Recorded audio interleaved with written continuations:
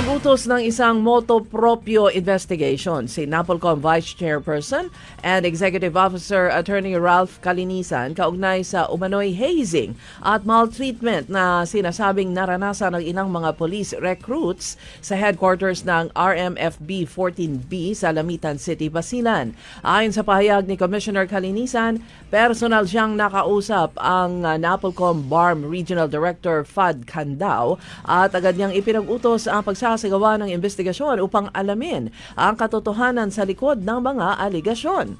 Mariing iginiit ni Calinisan na iligal ang hazing at hindi ito kailanman kukonsintihin ng Napolcom sa loob ng Philippine National Police o PNP.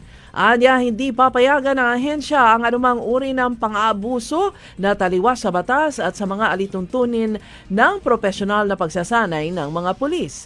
Tiniyak din ng Napolcom na mamadaliin ang investigasyon at ang resolusyon ng kaso at papanagutin ang sinumang mapapatunayang sangkot.